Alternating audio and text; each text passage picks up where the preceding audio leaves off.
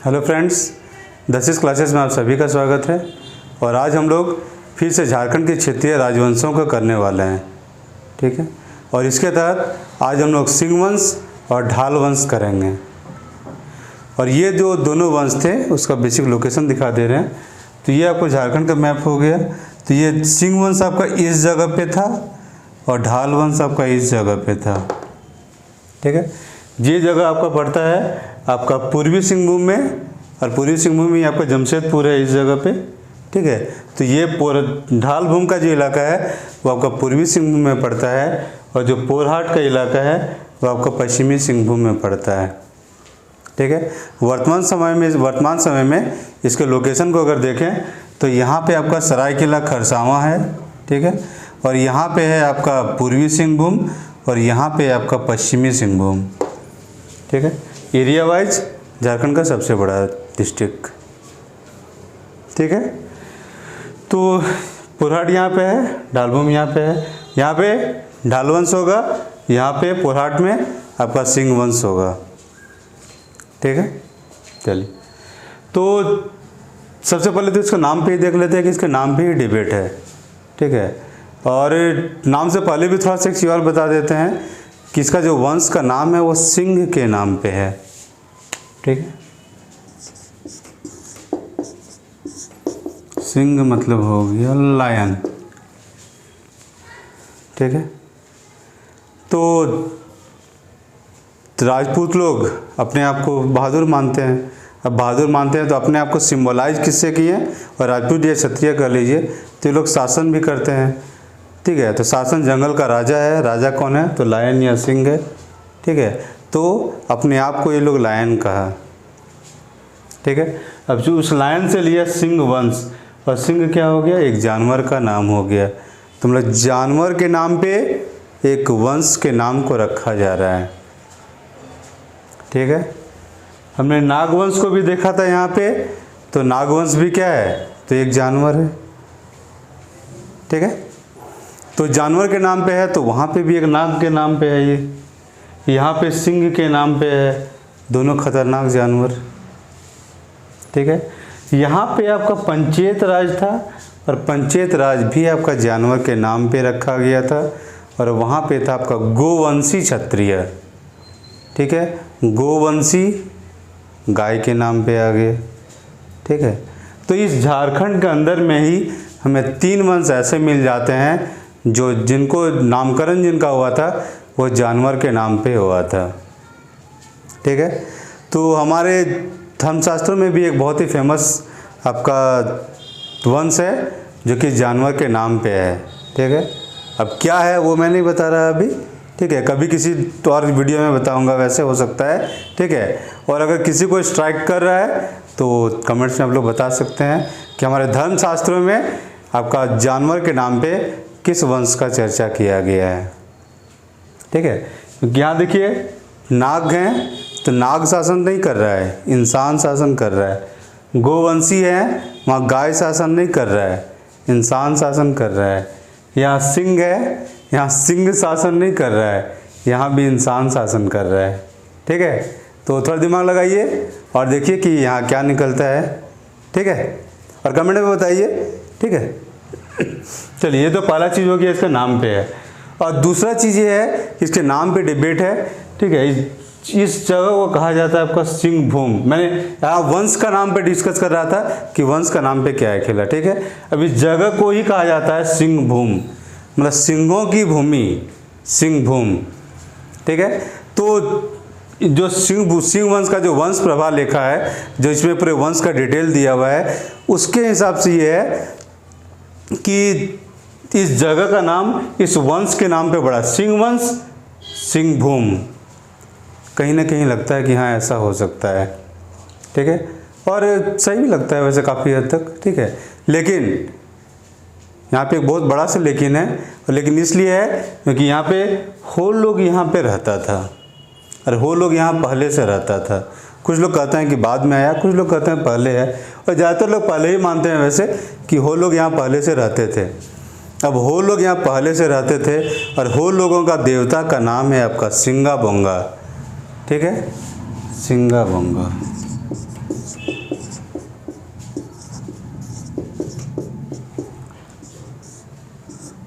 ये हो गए आपका सूर्य। सूर्य को ये लोग आपका सिंगा बोंगा कहते थे। ठीक है, तो यहाँ से माना जाता है, मतलब कुछ राइटर्स ये मानते हैं, ठीक है, कि सिंगा बोंगा से ये सिंह भूम को लिया गया है, या सिंह भूम का नाम को लिया गया है। ठीक है, और वो इसलिए भी मानते हैं कि आदिवासियों का एक बेसिक काफ़ी हद तक कल्चर पाया जाता है कि वो लोग अपने देवताओं के नाम पे, काफ़ी सारे पहाड़ी हैं, नदी हैं या जगह है, तो उसका नाम को वो लोग रखा करते थे देवताओं के नाम पे। एक बेसिक सा कल्चर था। अब जब ये कल्चर है तो वो कैसे नहीं कहा कि ये लोग जो पहले से यहाँ रह रहा था अपने देवता के नाम पे इस जगह का नामकरण किया होगा, और वो होगा सिंगा बोंगा किया, मतलब सिंह भूम।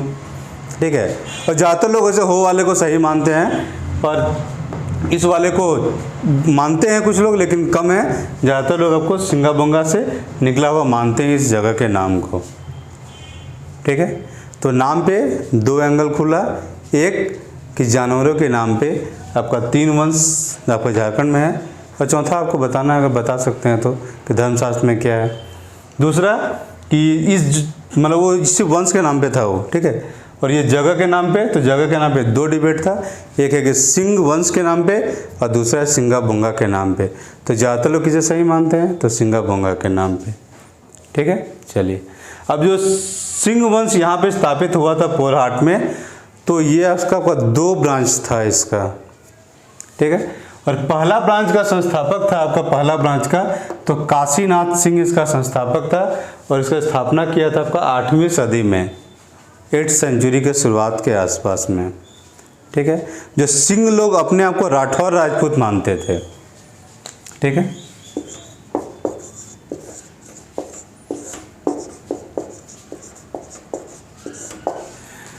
राठौर राजपूत मानते थे, राजस्थान से आए थे संभवतः। ठीक है, तो उस साइड से आए थे और यहाँ पे आके ये लोग शासन करना शुरू करते हैं। इसके पीछे भी एक कहानी है। ठीक है, और कहानी में भी आपका 2 एंगल है। ठीक है, तो चलिए पहले इसको बता देते हैं कौन कौन स्थापना किया, उसके बाद कहानी पे आते हैं। ठीक है, तो पहले वंश का संस्थापक था आपका काशीनाथ सिंह, इसे 8वीं सदी में स्थापना किया था, 8वीं सदी के शुरुआत के आसपास में। और दूसरा वंश का नाम था दर्प नारायण सिंह, और इसका संस्थापक था आपका दर्प नारायण सिंह संस्थापक था, और ये 13वीं सदी में आपका स्थापना किया था। ठीक है, दर्प नारायण सिंह दूसरे वंश का संस्थापक था, और वो 13वीं सदी में किया था, मतलब ये 1205 ईस्वी है। ठीक है, ये दर्प नारायण सिंह है ये, और ये काशीनाथ सिंह है। ठीक है, और ये 8वीं सदी में किया था, 8वीं सदी के शुरुआती दौर के आसपास में इसे माना जाता है। और ये लोग आए कब थे यहाँ पे सिंह लोग, तो आने का है कि ये लोग 693 ईस्वी के आसपास में माना जाता है कि ये लोग यहाँ पे आए थे। और 693 के आसपास में ये लोग लिखे हैं अपनी किताब में कि जो यहाँ पे सरक लोग रहते थे, सरक और भुइयाँ। ठीक है, सरक और भुइयाँ से ये लोग का पहला बार भेंट हुआ था आपका 7वीं सदी ईसा पूर्व में। ये है 693, मतलब ये 7वीं सदी है। ठीक है, भेंट यहाँ होता है, और उसके कुछ साल बाद 8वीं सदी में आपका राठौर वंश वाला लोग अपने आप को अपना राज्य यहाँ पे स्थापित कर लेता है, और इस राज्य का नाम होता है आपका सिंह वंश। ठीक है, और इस वंश के बारे में खास बहुत ज़्यादा चर्चा नहीं मिलता है, और क्योंकि बस सिर्फ वंश का नाम लिखा हुआ है, संस्थापक लिखा हुआ है, और कहाँ से शासन करते थे, तो पोरहाट वगैरह से लोग शासन करते थे। ठीक है, बस इतना ही, उससे ज़्यादा कुछ मेंशन नहीं किया गया है। कुछ बेसिक जानकारी इस वंश के बारे में और नहीं पता चलता है।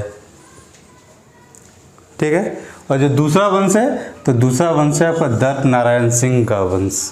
ठीक है, लेकिन अब इसको बताने से पहले हम फिर से उसके कहानी पे आते हैं, जिसमें 2 कहानी प्रचलित है वहाँ पे सिंह वंश के बारे में। ठीक है, तो सिंह वंश के बारे में एक कहानी में ये कहा गया है कि एक आपका क्या कहते हैं, ये भुइयाँ लोग था। ठीक है, भुइयाँ को आदिवासी माना जाता है। ठीक है, और कुछ लोग कहता है कि ये लोग क्षत्रिय थे।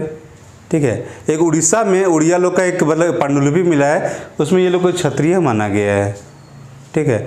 और आजकल कुछ लोग आदिवासी भी कहते हैं, और कुछ लोग कहते हैं कि ये लोग द्रविड़ थे, और कुछ लोग कहते हैं कि लोग मध्य प्रदेश से आए हुए थे। तो बहुत सारा कथन है इसके पे। ये है कि भुइयाँ और सरक लोग यहाँ पे रहता था। सरक कौन हो गया? तो श्रावक लोग, और श्रावक क्या हो गया? या जो श्रमण संस्कृति को मानने वाले, तो श्रमण संस्कृति को मानने वाले, या जो जैन संस्कृति या बौद्ध संस्कृति उस टाइप को मानने वाले आपको यहाँ पे थे, ठीक है। और सारा खास करके जैन वालों को बेसिकली कहा जाता है, लेकिन श्रमण संस्कृति उस समय व्याप्त था, तो श्रमण संस्कृति, ठीक है। तो ये क्या कहते हैं, हाँ ये लोग से तो पहला जो वंश हुआ था, ठीक है, उसके बारे में कहानी ये प्रचलित है कि भुइयाँ लोग आपका जंगल में गया हुआ था। तो जंगल में एक खोड़हर कहते हैं, ठीक है।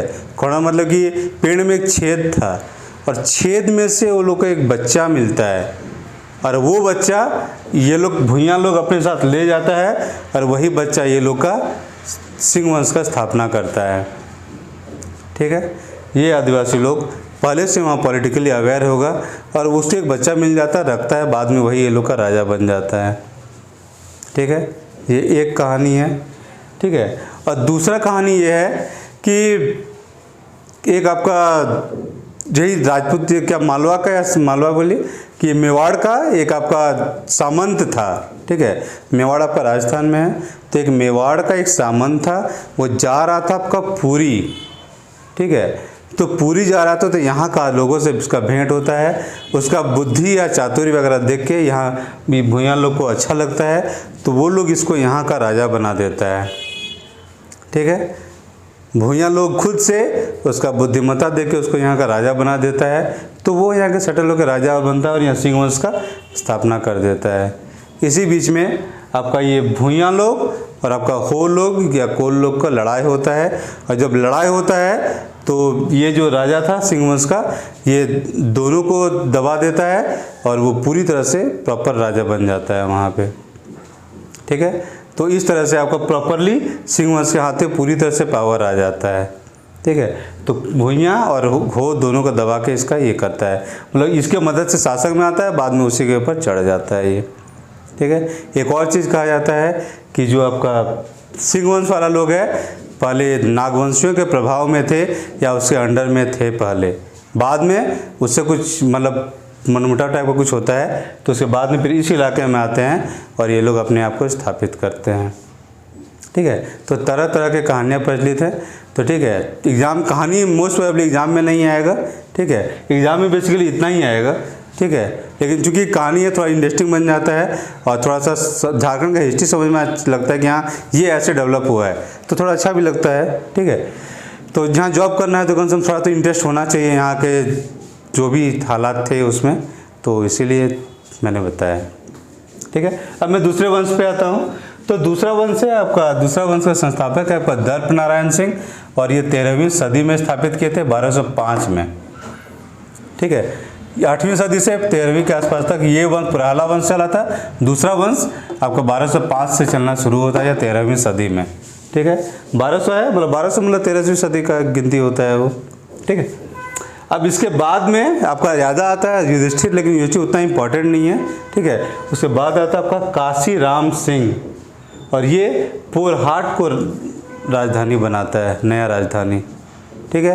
पहले वाले के बारे में भी पोरहाट का ही नाम लिया जाता है, ठीक है। लेकिन मैं भी शायद जगह चेंज किया होगा, इसलिए स्पेशल मेंशन है कि पोरहाट को ये राजधानी बनाता है, नया राजधानी, ठीक है। अब एक चीज़ और नोट कीजिएगा, यहाँ पे काशीनाथ सिंह है, यहाँ पे काशी राम सिंह है, ठीक है।